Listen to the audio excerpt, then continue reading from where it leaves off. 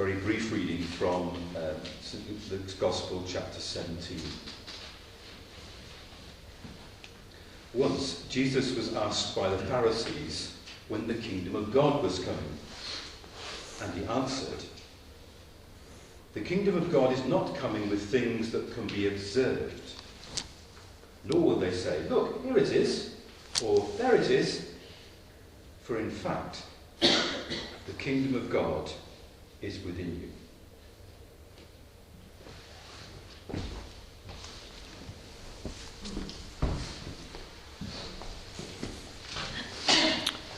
Well, thank you all for having me today. I'm thrilled to be here. Jesus is saying in the gospel reading today that the kingdom of God is within us. It's not here, it's not there, but it's always been right here in our own hearts. A lot of times I think as Christians we have an idea that heaven is a place that we go after we die, if we're good on earth. And if we're not so good, we go somewhere else maybe. Cleveland, Ohio, perhaps. But I think the insight that Jesus has is that in fact the kingdom of God is not a place at all. That the kingdom of God is a state of consciousness. Another teacher from some 1,000 years before Jesus had a very similar insight. His name was Gautama Siddhartha, often called the Buddha. And oddly enough, in kind of very different sections of the world and very different cultures, a teaching arose within his heart that has some parallels with the teaching that arose in the heart of Jesus. And one of the teachings that's found in the ancient Pali Canon, which went through much of the kind of redactions that our Judeo-Christian scriptures did. There was kind of an oral tradition passed down for some time, and then written down, and then passed down in a kind of literary way. But these teachings found in the Pali Canon, in the suttas of the Pali Canon, are attributed to the original teaching of the Buddha. So we think that probably a lot like the teachings of Jesus, there's some possibility that there was some kernel there that the Buddha actually spoke. And the teaching I'd like to reflect on today is also about the kingdom of heaven. It's called the teaching on the Brahma viharas. In Pali, Brahma means God or heaven, heavenly places. Vihara means dwelling. So the Brahma viharas are the divine abodes, often translated into English. The dwelling place of divinity. And the Buddha sees this also as a state of consciousness. That heaven is within us, not without us. The Brahma viharas are 4 attitudes or kind of approaches of the heart known as loving kindness, compassion, sympathetic joy, and equanimity. And the Buddha says these are divine places to dwell. These are heavenly places to dwell. And that if we dwell in heaven, and if we give out heaven, if heaven is what we radiate into the world, then we'll be in heaven. If we radiate out into the world hellish attitudes, then we will create a hell for ourselves as well as for others possibly. So the Buddha is pointing to this same truth, that the kingdom of heaven is within you, in your own heart. And there are 2 main streams of meditation in the Buddhist tradition. One is more of a kind of head approach, and the other more of a heart approach. And the Buddha saw the necessity for both. One kind of develops or gets us in touch with discriminatory wisdom and precision of thought, clarity of thought. The other opens our heart. In the meditation practices that arose out of the teaching on the Brahma viharas are the heart-opening practices taught by the Buddha. So he has meditation practices for each of the Brahma viharas or divine abodes. So there's a meditation practice for loving kindness, for compassion, for joy, sympathetic joy, and equanimity. Loving kindness is simply a sense of well-being, benevolence, that the Buddha encouraged us to radiate out into the world. Compassion is a sensitivity to the suffering of others, to their pain. First, from a relative perspective of recognizing our solidarity with others, that we're all in the same boat, so to say. We all experience old age, sickness, and death. We all experience pain and loss. And so this inspires us to reach out to others in compassion. Sympathetic joy is radiating the wish for joy for others and taking joy in their joy, rather than being jealous, rather than being kind of wishing them ill. We wish them the best. We wish them joy, sympathetic joy. Equanimity is the quality of non-judgment, which Jesus also talked a lot about. Judge not, that ye be not judged. So that we come to others with an open heart, with a sense, not that we shouldn't judge so much, but that we can't really judge. That we don't really know what the other person has gone through. Even if they're acting badly in some way, maybe if we'd gone through what they went through, we might be acting badly as well. So we try to keep judgment to a minimum. We try to understand that it's really impossible for us to judge another when we don't know what their experience has been. So often they talk about gathering up all the divine abodes, the Brahma viharas, into one practice of loving kindness, which is in a way the linchpin or the foundation of all the Brahma viharas. Because loving kindness is just a wish, a benevolent wish for others. That they be happy, that they be well, that they be at peace. In the loving kindness meditation, known in Pali as metta meditation, there's various ways to do it, but we start always with ourselves, understanding that we are a being, a vulnerable human being.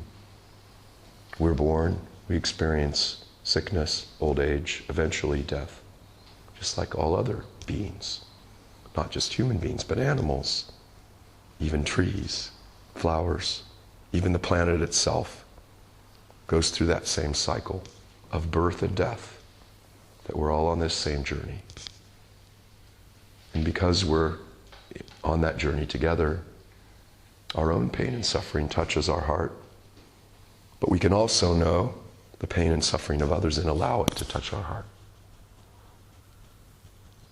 And the Buddha's insight, like Jesus' insight, is not that we work ourselves up into a feeling of benevolence, but that this kingdom of heaven, this divine abode, is already within us. It's already fully present. A lot of your prayers in the hymns were acknowledging that God is already present.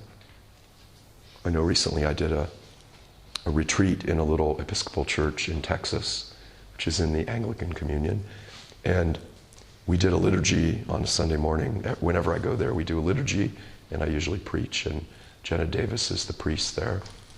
And when we were, I'm always surprised by the Episcopal and Anglican communions, how much freedom you have with liturgy. Because as a Roman Catholic, we didn't have a lot. We had pretty strict guidelines that we had to follow. But whenever I go there, Jenna and I go crazy with the liturgy. We plan it ourselves, because I come from a really strong liturgical background, having been a monk for many years. So I know quite a bit and studied the liturgy.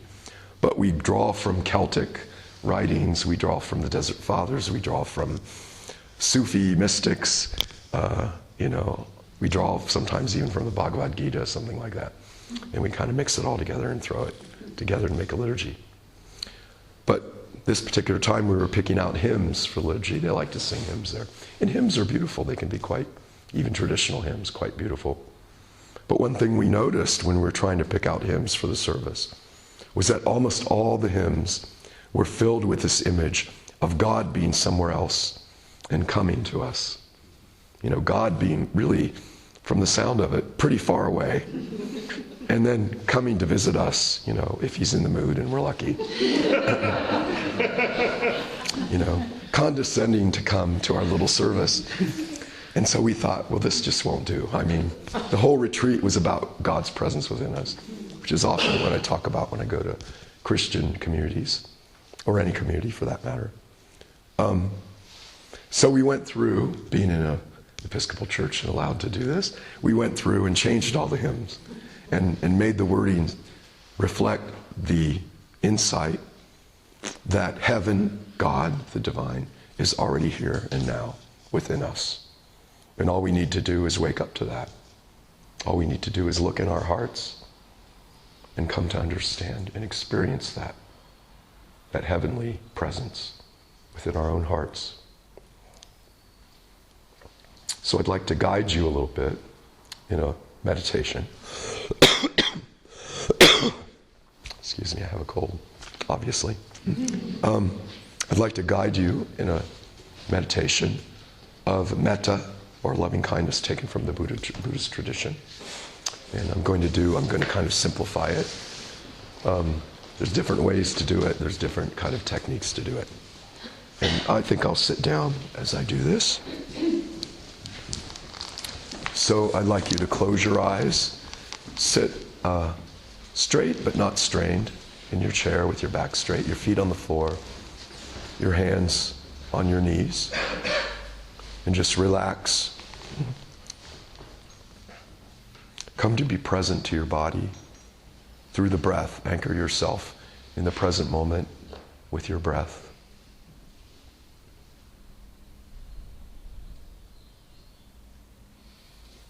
Let whatever thoughts come, just allow them to come and go. Like clouds in the sky, they pass through your consciousness. But your consciousness is this vast, spacious awareness in which every experience, thought, sensation arises and ceases. Just enter into that quality of spaciousness in your heart.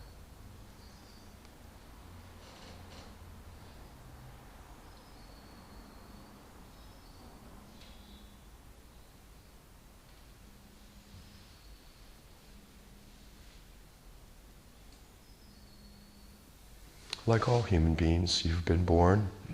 You've gone through many experiences, some pleasant, some unpleasant, some wonderful, some painful. Like all of us, you have suffered. You've had difficult times as well as joyous times.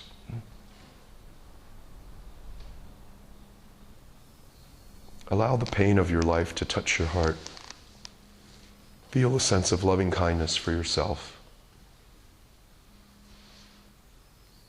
Feel a sense of wishing well to yourself. Imagine this light of loving kindness radiating your heart like a golden, soft, white, golden light radiating in your heart like a flame. Picture it permeating your entire body with this light, this golden light of loving kindness. It's embracing you. It's embracing your whole being.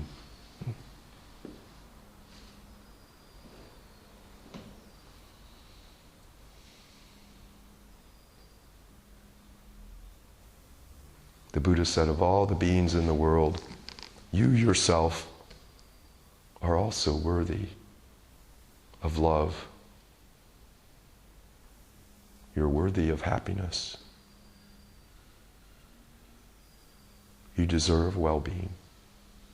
This wish for happiness is within all of us. It's within all beings. So wish this wish for yourself. Imagine this golden light permeating your body. And repeat these little phrases after me. And repeat them with some heart, sincerely wishing them for yourself.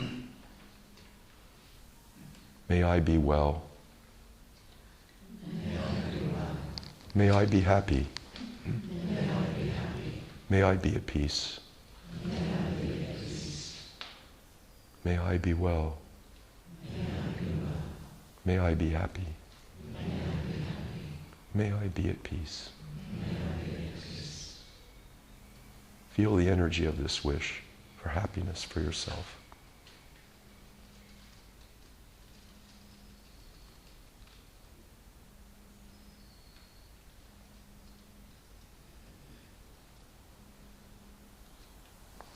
Now imagine the golden light radiating from your heart, extending to everyone in this room.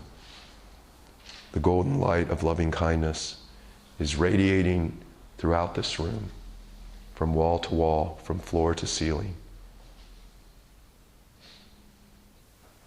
And it's touching the hearts of everyone else here. Like you, they were born, they have suffered pain, illness, old age, will eventually die. They have the same vulnerable experience of life as you have had. So try to extend your loving kindness beyond yourself to them as well. And repeat these simple phrases after me. May you be well. May you be well. May you be happy. May you be happy. May you be at peace. May you be at peace. May you be well. May you be well. May you be happy. May you be happy. May you be at peace. May you be at peace.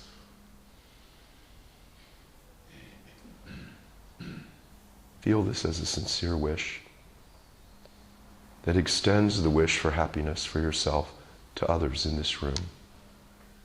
Some of them you know, some of them you don't know. But one thing you do know for sure, they've gone through much the same experiences that you have gone through.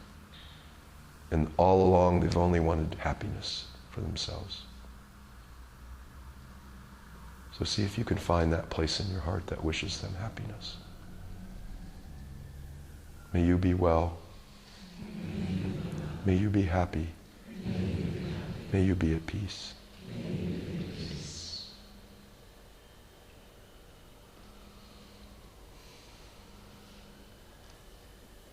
Now imagine this golden light radiating from your heart, radiating out into the street that we're on, enveloping everyone on the street in their houses, walking down the street, driving by in cars.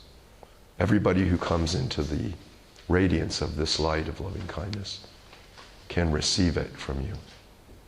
You wish them well, you wish them happiness, you wish them peace.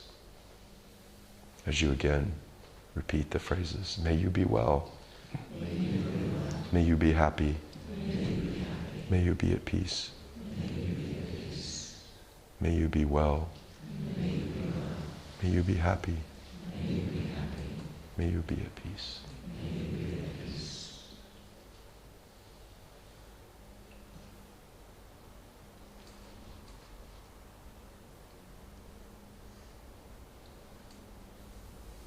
Now imagine the golden light radiating into all of Liverpool, everybody in the city.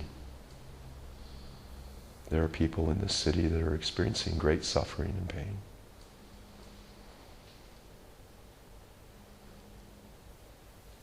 Much the same as you have.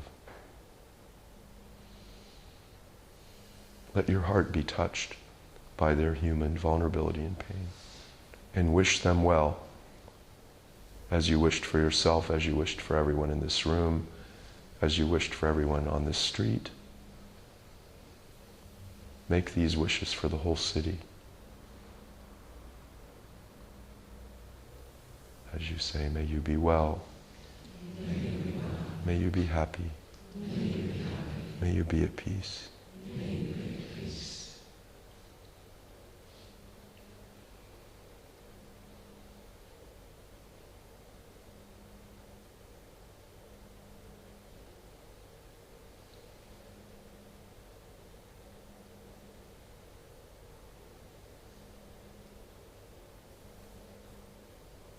you could extend this loving kindness out into the country, into the world, into the cosmos. You could do it in a limitless way. Today we'll stop with the city where you live. And see if you can allow this attitude of loving kindness, which, as I say, the Buddha saw, was already within us, as Jesus saw. See if you can maybe get in touch with that and take that into your life.